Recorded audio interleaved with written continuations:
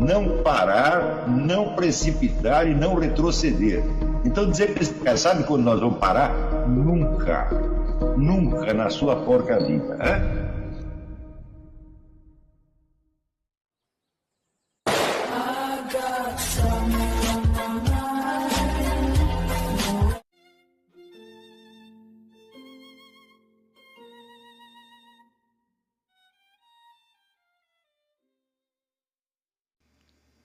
E aí pessoal, tranquilo? Então vem aqui antes do vídeo começar, pedir para vocês se inscreverem, quem não for inscrito, compartilhar, curtir, comentar. Quem puder seja membro do canal, que isso ajuda bastante. Tem também o link do Apoia-se. Quem puder ajudar nosso canal e apoiar financeiramente vai ser muito bem-vindo. Mas o mais importante é transmitir o conteúdo e os conhecimentos do professor Olavo de Carvalho para mais e mais brasileiros. Então compartilhe e ajude aí nossa causa. Muito obrigado a todos os membros, apoiadores do canal. Fico muito feliz. Tenho certeza que a gente está no caminho certo. Então fiquem com o vídeo e até mais. Valeu! O romance é essencialmente a história de uma alma contra a sociedade. Quer dizer, o herói do romance é sempre alguém que tem algum problema com a sociedade. Alguém que não se encaixa na sociedade. Ou porque ela é complexa demais e ele não a entende, tá certo? Ou porque, ao contrário, ele crê que ela o rebaixa e ele não aceita esse rebaixamento, ele quer se sobrepor, quer vencer a sociedade, como é o caso Raskolnikov no Crime e Castigo, tá certo? Ou Rastignac nas Ilusões Perdidas de Balzac. Né? Então, vocês veem que o surgimento de todo um gênero literário, que é o gênero mais importante dos últimos dois séculos, é definido, né, pela inexistência de harmonia entre o homem interior e a sociedade. Isto também é uma coisa que é desconhecida nos séculos anteriores. Né? Então,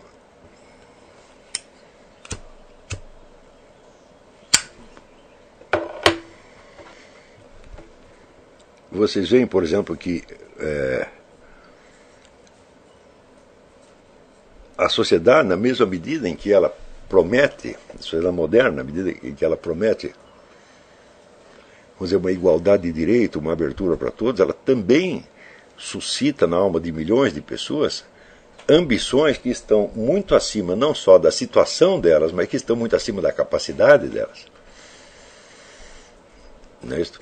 Quando você vê, por exemplo, no caso de Raskolnikov, tá certo? Raskolnikov não é um gênio, efetivamente. Ele é um estudante medíocre que se acredita um gênio, tá certo? E acredita que ele pode ser um Napoleão Bonaparte e dominar a sociedade que ele teme. Ele quer alcançar poder sobre a sociedade porque ele tem medo dela, tá certo? Então ele imagina que ele pode se tornar mais poderoso que ela e dominá-la. Ele, de fato, não pode fazer isso. Ele não tem capacidade para fazer isso. Se você perguntar, naquela época, quantos tiveram capacidade para ser Napoleão Bonaparte? Exatamente um, que é Napoleão Bonaparte. Né?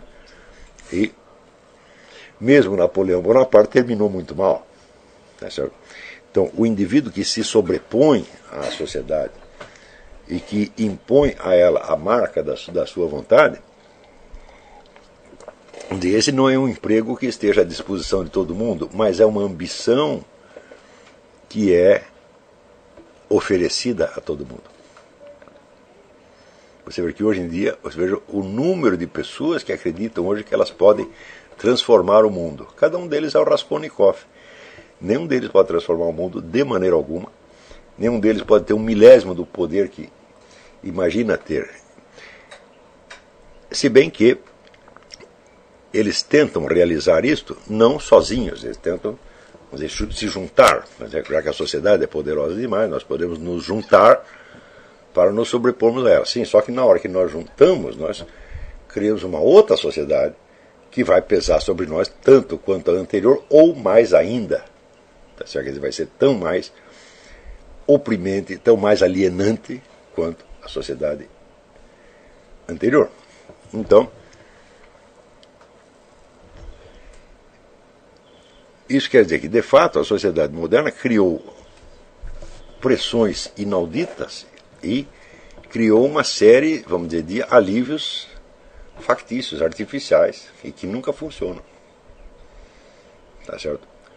Quer dizer, a única possibilidade que se oferece ao ser humano é esta que está aqui indicada pelo Louis Lavelle.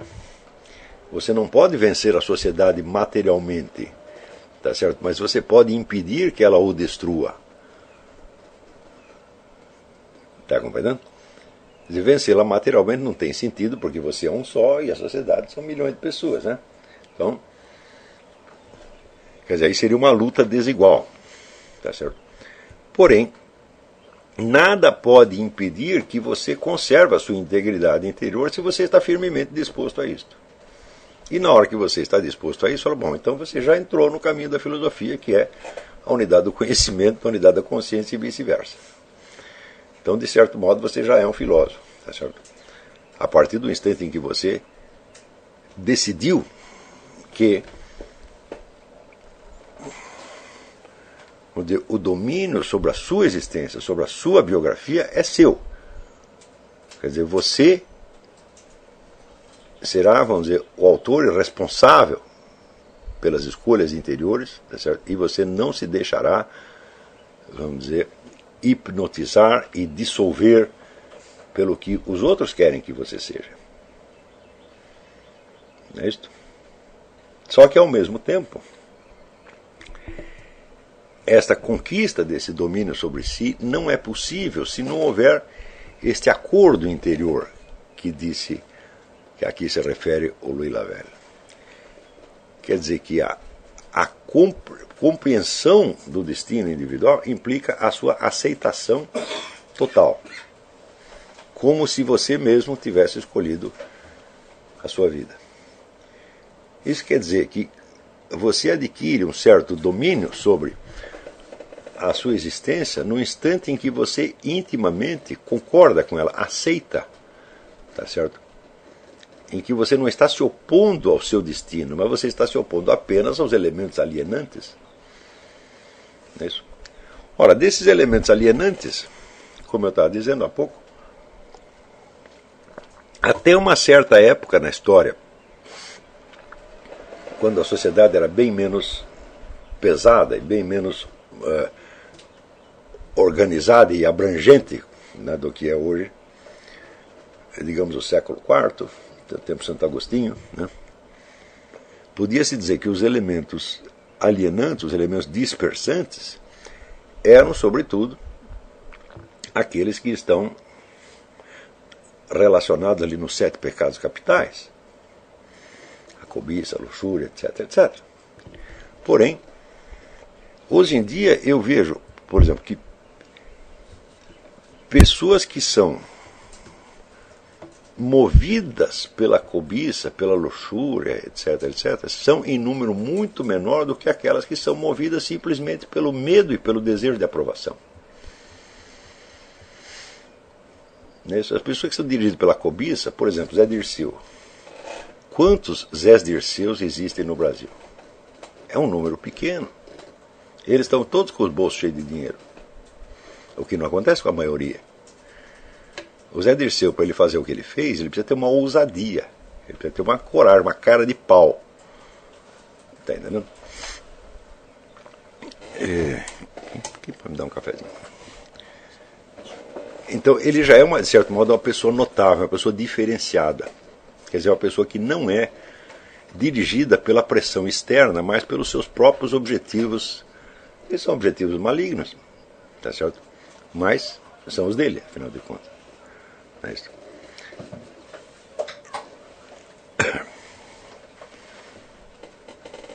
Nós não podemos esquecer o seguinte, que, quer dizer, quando surge o cristianismo, ele surge num ambiente greco-romano, onde os costumes eram de uma baixeza que hoje nós não conseguimos imaginar. Por exemplo, hoje, diante da pedofilia, nós ficamos escandalizados e nós a combatemos como um crime. Ao passo que naqueles meios a pedofilia era aceita como um hábito não muito conveniente, porém legítimo. Era normal em Roma e na Grécia que todo, né, homem adulto, né, de certo homem de posses, tivesse, além das suas amantes, alguns garotos de 14, 15 anos, tá certo? Que o serviam sexualmente. Isso era normal naquela época, né? Era normal matar as crianças indesejadas. O pai de família romano, se ele não queria um filho, tinha o direito de matá-lo. Não é isso? Vamos dizer, mesmo entre pessoas que tinham recebido, vamos dizer, a mensagem divina, a revelação, os judeus, né, havia costumes que hoje nos parecem absolutamente chocantes. Por exemplo, o sujeito não queria mais a mulher e simplesmente mandava embora. Né? Hoje fala, nós somos contra o divórcio. Bom, mas mesmo o divórcio hoje é uma coisa mais decente. Você comparece com um juiz, você discute as coisas, você vê os direitos, tem que pagar a pensão, etc. Mas naquele tempo, era literalmente um pé na bunda. Muitos desses costumes antigos prevalecem em certas áreas da humanidade. No mundo islâmico, por exemplo, quando o sujeito manda a mulher embora, ele tem autoridade total sobre os filhos. Se ele não quiser, a mulher nunca mais vê os filhos. Entendeu? Então,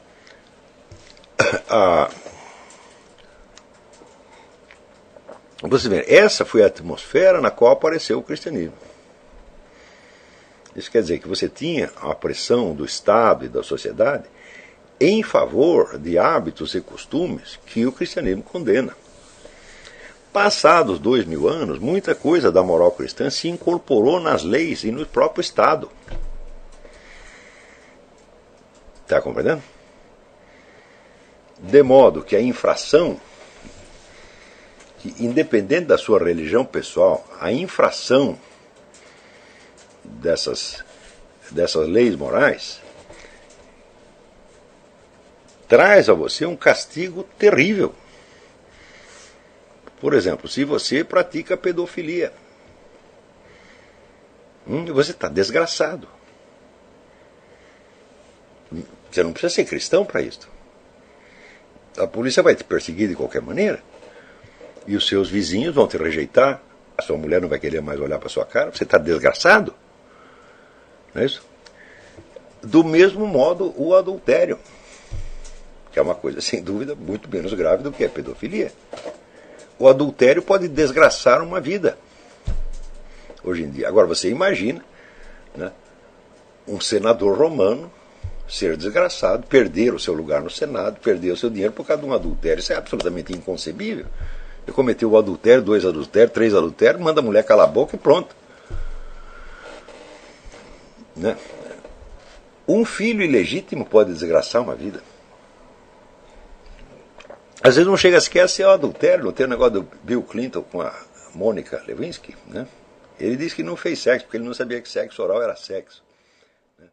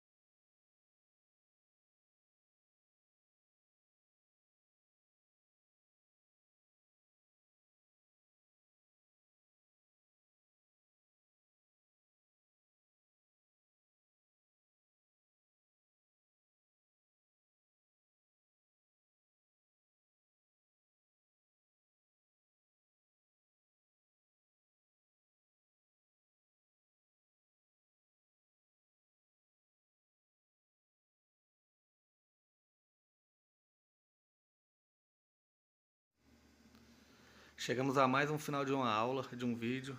Espero que tenham gostado. Quem não se inscreveu ainda, se inscreva, compartilhe, comente. Ajude o nosso canal, apoie, seja membro.